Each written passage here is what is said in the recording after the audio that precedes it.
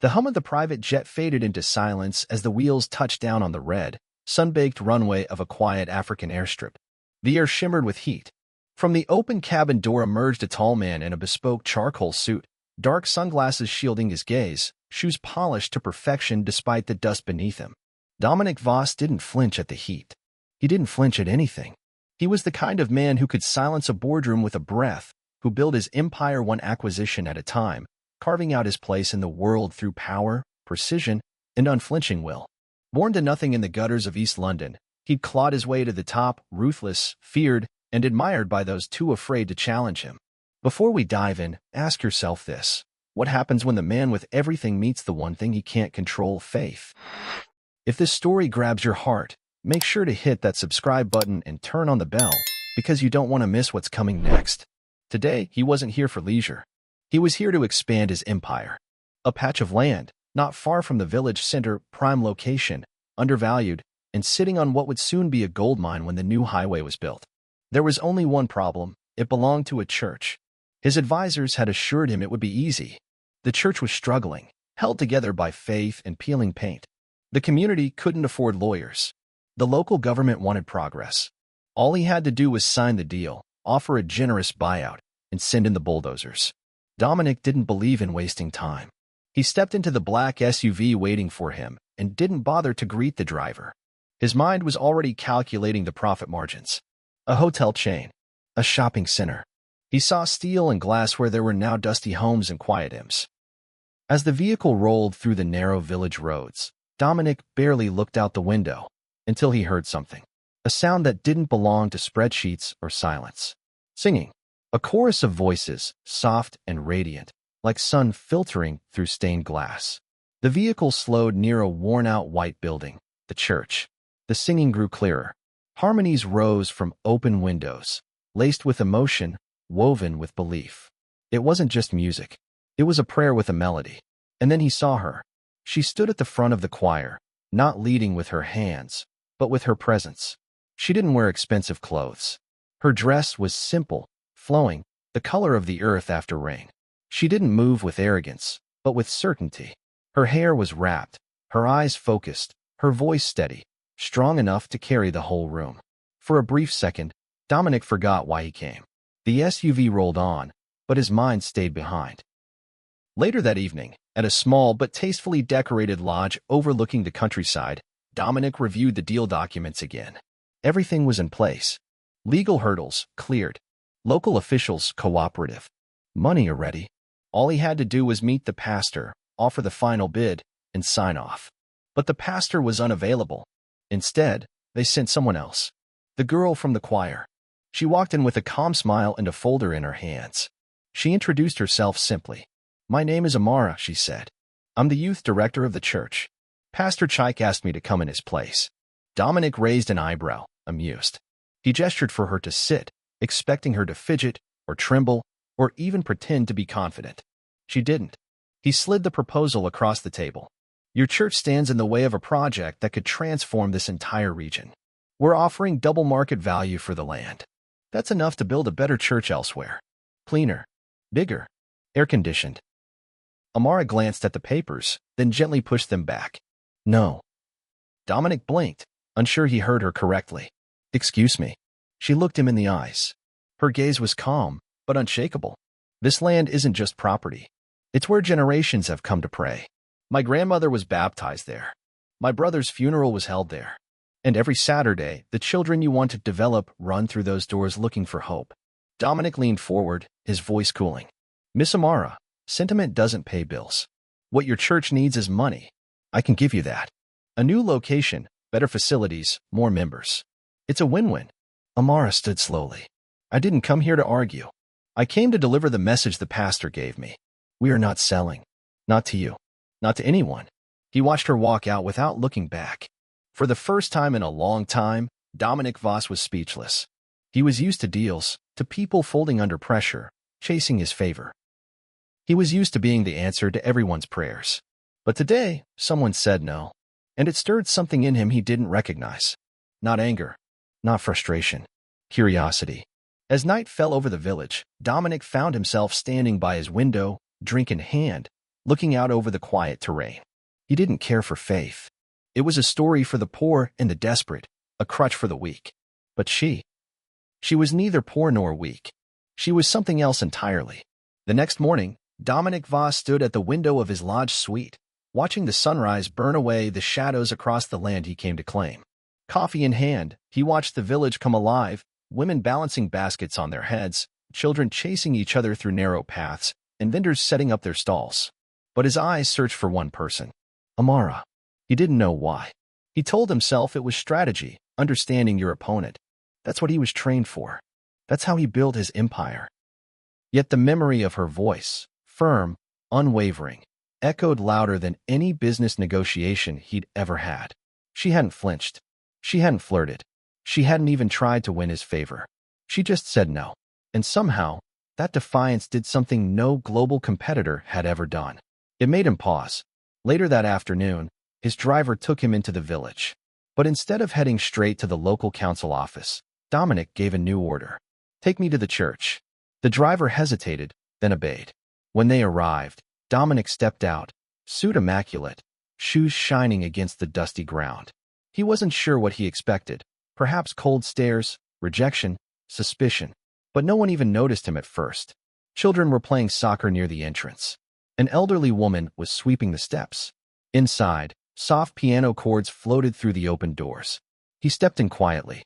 And there she was. Amara stood at the pulpit, not preaching but directing a group of children in song. Their young voices rose in imperfect harmony, but their joy was undeniable. Amara clapped in rhythm, smiling, correcting one boy who kept singing off-key. She hadn't seen him yet, and for a moment he simply watched. Something about the way she moved, with purpose but not pride, with grace but not self-consciousness, it rattled him. In the corporate world, strength came with arrogance. Charm came with price tags. But she glowed with something he didn't understand. Finally, she looked up and saw him. Their eyes locked. A flicker of recognition. Then a calm nod. She didn't stop the music. When the children finished, she dismissed them with hugs and small blessings. Only then did she walk over to where he stood, arms crossed, unsure of himself for the first time in a long while. You came back, she said simply. I had questions. Amara tilted her head. About what? He took a slow breath. About you.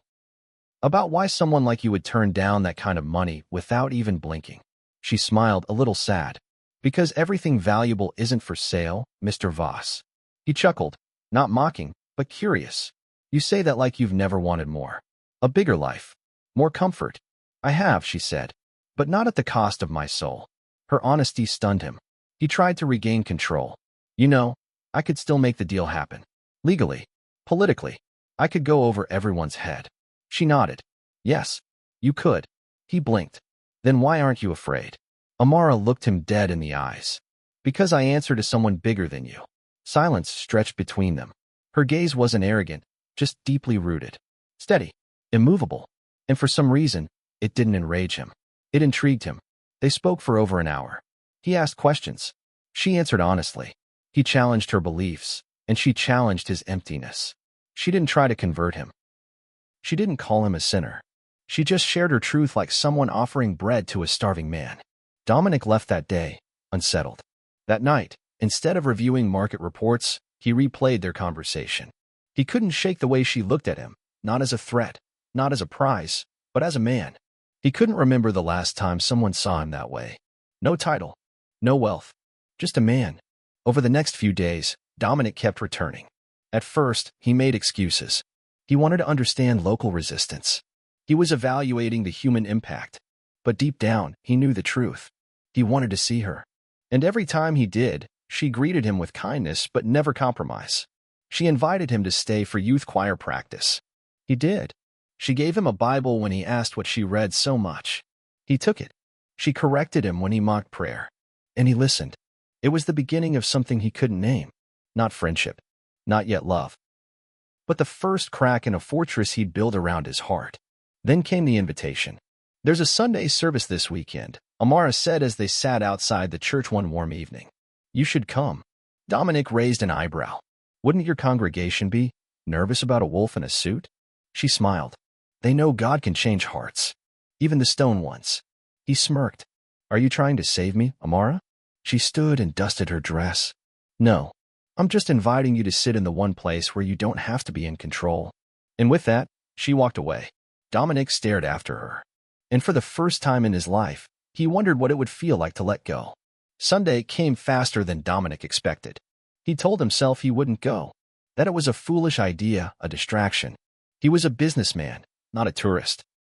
Yet when the morning sun filtered through the dusty curtains of his lodge, his mind was already picturing Amara, standing in that small church, singing with her eyes closed and her heart wide open. By 9 a.m., he was standing at the threshold of the church. He hesitated. Gone were the polished floors and marble pillars of the mega-churches he'd occasionally visited for business partnerships. This place was humble. Cracked walls, plastic chairs, a squeaky ceiling fan that did little against the heat. But it was alive. The moment he stepped in, the air wrapped around him, warm, fragrant with incense and old wood, buzzing with quiet expectancy. Heads turned. Some whispers. A few gasps. The ruthless CEO in a linen shirt and jeans, without his entourage, without his shield of wealth, in a church? Amara saw him and smiled. Not surprised. Not smug. Just at peace. He took a seat near the back. The choir started. Not perfect harmony, not professionally trained, but full of soul. Tambourines, clapping hands, voices raised in joy and sorrow alike. Every note seemed to shake something loose in Dominic's chest. Then Amara stepped forward. No microphone. No script. Just her voice. Today's message, she said gently, is about how love is stronger than pride, and how grace breaks even the hardest chains. Dominic's hands tightened around the worn Bible she'd given him. Every word she spoke felt aimed straight at him. Not by her, but by something deeper. He thought of his past. The fists that raised him. The nights he went hungry. The deals he made by stepping over others. The people who feared him more than they respected him. And the one woman who saw him without flinching. The service ended. People shook his hand, hesitantly at first, then warmly. They offered him food, shy smiles, small blessings. He felt human. Later that day, Amara walked him out into the dusty courtyard. You came, she said. I didn't plan to, he admitted. But something told me. Maybe I needed to be here more than I knew. She didn't gloat. She didn't say, I told you so. She just nodded. That's how grace works. They sat under the shade of a mango tree. Children ran past, laughing. Somewhere, a rooster crowed off-key. So, Amara said, what now, Mr. CEO? He chuckled. I don't know. Everything I thought mattered. Feels smaller here. Even your deal? He looked down. Especially the deal. She studied him quietly. You don't have to be a saint, Dominic. But you do have a choice. He met her eyes. You think I can change? I think you already are. There was a pause. A silence heavy with emotion. Then she said something unexpected. My father was once like you. Sharp. Cold. He worked in oil. Said emotions were for the weak. Dominic leaned in. What happened? He got sick, she said softly. Cancer. In his final days, it wasn't his investments he asked for. It was forgiveness. He swallowed. And did he find it? She smiled faintly. Yes. He met Jesus before he met death. Dominic looked away, trying to process the weight of her words. Do you think that's what I need? He asked. Saving. Amara didn't answer immediately. Then she whispered, I think you need love. Real love. The kind that doesn't care how much you're worth or how many people you've scared. He stared at her, not the church girl, not the opponent in a land dispute, but a woman whose strength didn't come from power, but peace. And it terrified him, because he wanted it. Not just her, but the thing that made her whole. That night, he didn't sleep. He walked the quiet village streets, watched the stars scatter across the sky, listened to the distant sounds of frogs and owls and someone humming him in a nearby home. He sat outside the church and stared at the cross on the wall. And he prayed. Awkward. Clumsy. Half silent. But honest. He didn't ask for riches. He didn't even ask for Amara. He just asked for something more. It was the first time Dominic Voss cried in 20 years. It didn't happen during some thunderous sermon or after some angelic vision. It happened at 2:17 a.m., sitting barefoot on the church's stone steps with nothing but stars overhead and dirt underfoot. His mind had been unraveling for days. But that night, it snapped. He thought of his mother, how she left when he was 9, how his father's fist replaced lullabies, how hunger became his first teacher, ambition his second. He thought of the job interviews where they laughed at his accent, of the boardrooms he fought his way into like a lion, always sharp, always ready to bite. He remembered the woman who said he would die alone, and how he believed her. He'd build a fortress, all right. And now it was crumbling, one quiet brick at a time. He didn't hear her footsteps, but he felt her presence. Dominic. He looked up, eyes red, cheeks damp. Amara stood in the doorway, wrapped in a shawl, her silhouette glowing faintly under the moonlight. "I'm sorry," he whispered. "For what?" she asked gently. He shook his head. "For being the man I've been. For not knowing how to be anything else." She walked toward him slowly, sat beside him without hesitation. "You don't have to apologize to me," she said. "But you do have to face yourself." He looked away. "I don't know how." Amara was quiet for a while. Then she took his hand, not romantically, not as some gentle pity, but as someone holding a mirror to a soul. "Start by telling the truth," she said. So he did. He told her about the nights he slept under bridges, the deal he made that ruined a friend's life, the woman he once loved but abandoned when she got sick, the father he'd never forgiven, not even at his funeral. "I became powerful," Dominic said bitterly, "so I'd never be powerless again." Amara listened, never interrupting, never pulling away. When he finished, there was no applause, no sweeping music, just the breeze and her voice. "You were surviving. But you don't have to keep surviving, Dominic. You can start living." He laughed bitterly. "Living like this? In a village? In a church?" "No," she said. "Living free. With peace." He stared at her, and something inside him cracked wide open. "You make me want that," he whispered. She looked into his eyes, her voice tender but firm. "Then stop pretending you're made of steel. God can't heal a mask." The words hit deep. And in that moment, Dominic Voss, the billionaire, the tycoon, the world's Iron Man, began to break. Not in shame, but in surrender. The next day, he didn't put on his suit. He showed up at the church in a plain shirt and worn sandals borrowed from the lodge staff. He helped carry water with the village boys, sat through choir practice with the teens, ate with his hands at the community lunch. And for the first time in his life, he laughed freely. Not because he'd won, but because he wasn't performing. Later that evening, Amara found him sitting under the mango tree again. "You look different," she said with a smile. He shrugged. "Maybe I am." She nodded. "Healing starts with honesty." He hesitated. "Amara, I don't know what this is. Between us. I'm not asking for anything. He paused. "I'm drawn to you." She folded her hands in her lap. "Dominic, I care about you.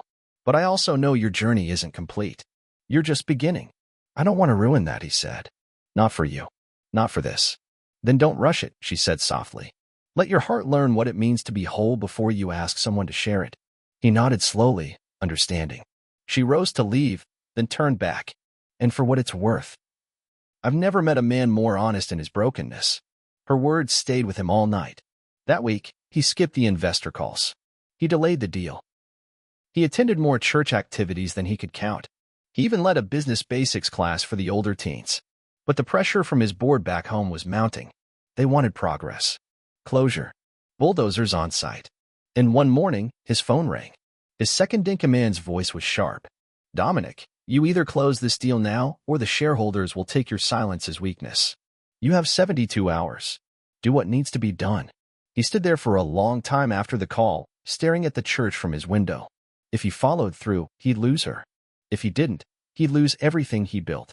It was the hardest choice of his life. Dominic stood at the edge of the village road, dust curling around his shoes, the morning sun burning through the fog in his mind. 72 hours. That's what they gave him. Not just the board, but fate, destiny, maybe even God. He had 3 days to decide who he was. The man who destroyed anything in his path? Or the man who walked away to become something else entirely? Amara hadn't seen him in 2 days. Not since the night under the mango tree, when the air had cracked open with unspoken truths.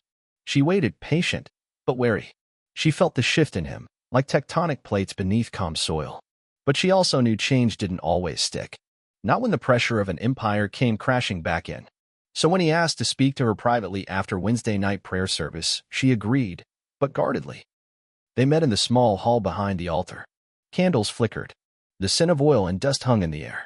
He looked tired, not the exhaustion of jet lag or meetings, but of a man at war with himself. He didn't speak right away. He reached into his bag and placed a file on the table between them. She knew what it was before he said a word.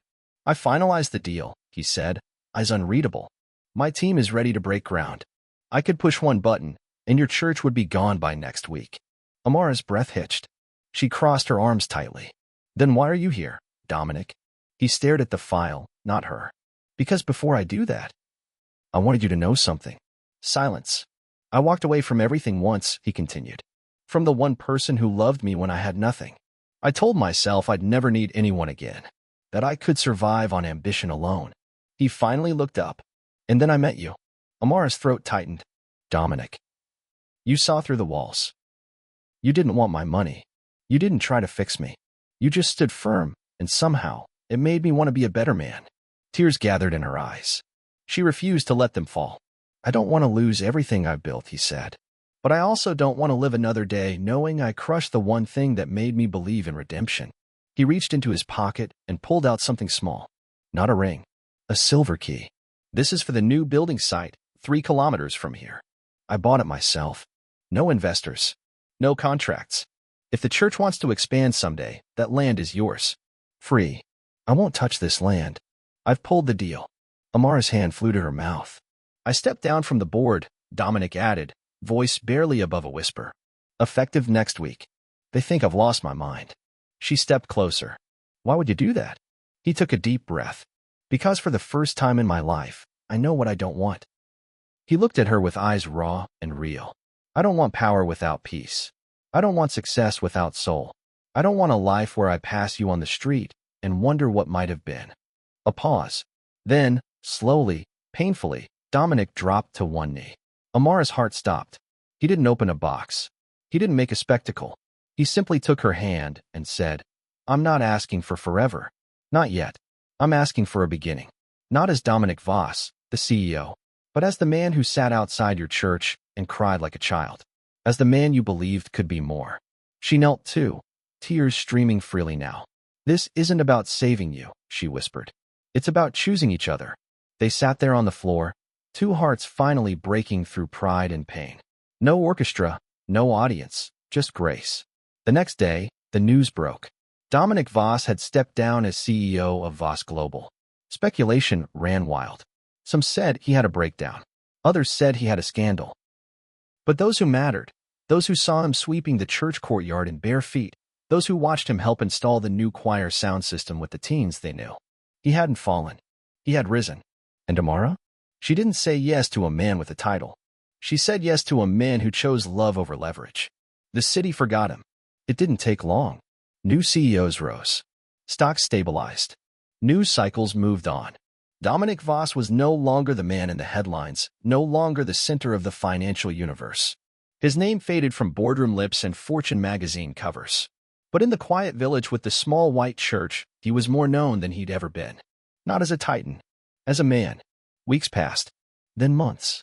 Dominic didn't stay in the lodge. He rented a modest flat near the marketplace. Woke with the sun. Drank his coffee with the shopkeepers. Learned to bargain poorly in the local dialect.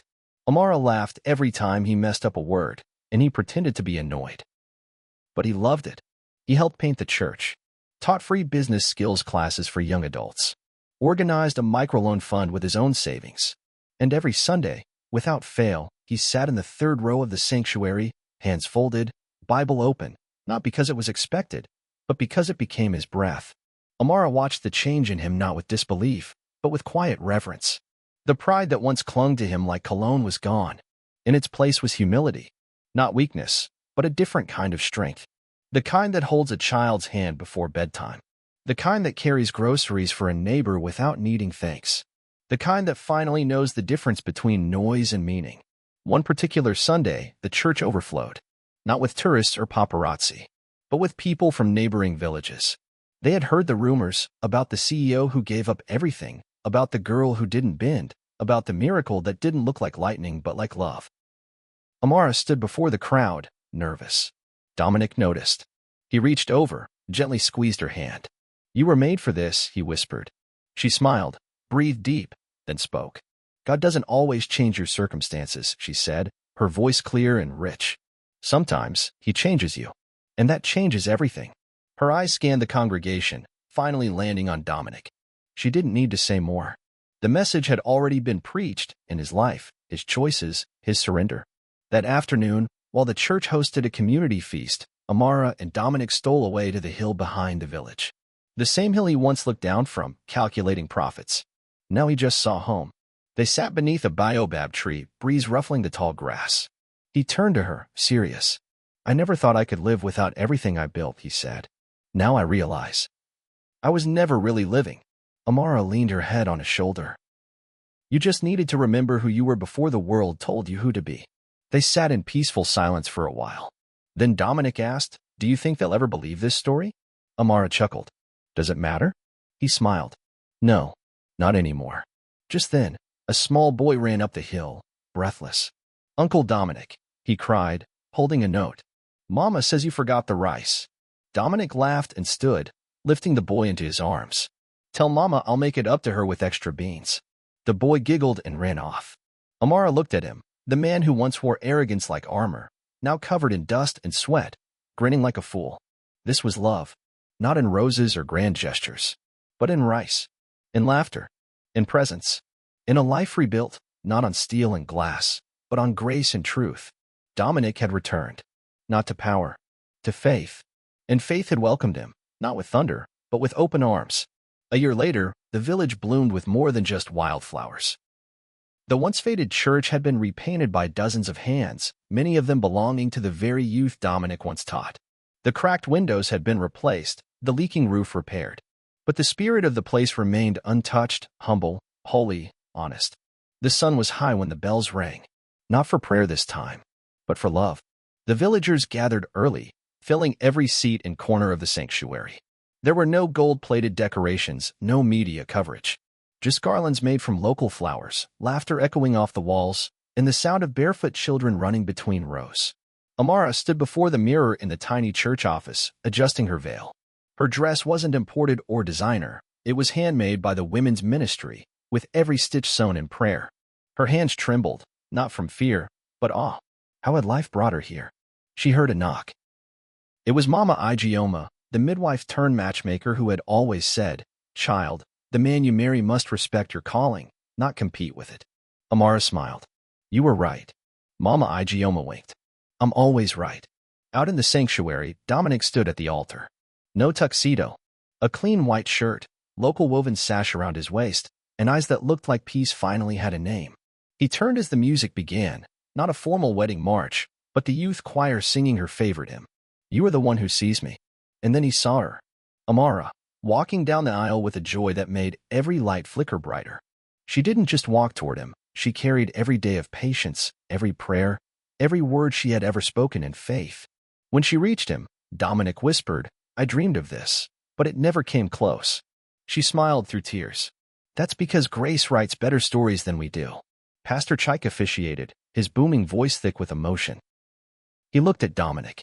"Do you, Dominic Voss, take this woman not just into your home, but into your heart, as partner, as blessing, as your better truth?" "I do," Dominic said, with the calm of a man who meant every syllable. He turned to Amara. "And do you, Amara Okoye, take this man, not for his past, not for his name, but for the man God revealed beneath all that shadow?" "I do," she said. "And I always will." When they kissed, the church erupted, tambourines, ululations, clapping, dancing. The celebration spilled into the streets. No champagne, just palm wine, jollof rice, singing until the stars came out. Dominic danced like a man set free, awkwardly at first, then with wild joy as the village cheered him on. He laughed harder than he had in years. Later that night, under the stars, he and Amara sat beneath the same mango tree where everything began. "You know," she teased, "I still remember when you offered to buy my church." Dominic groaned. "Don't remind me." She leaned into him. "I'm glad you didn't." He kissed her forehead. "You didn't just save a church, Amara. You saved a man." They fell into a quiet peace. No one was watching. No one needed to. Because love, real love, isn't proven in grand speeches or bank statements. It's in every ordinary choice to stay, to change, to kneel, to believe. And in a dusty village, beneath an African sky, a ruthless man and a fearless woman prove that sometimes the most powerful thing in the world isn't money. It's mercy. If this story moved you, don't keep it to yourself. Share it with someone who needs a reminder that grace can change even the hardest hearts. Drop a comment below and tell us what part hit you the most. And if you haven't already, subscribe for more powerful stories that touch the soul. Until next time, stay kind, stay bold, and keep believing in second chances.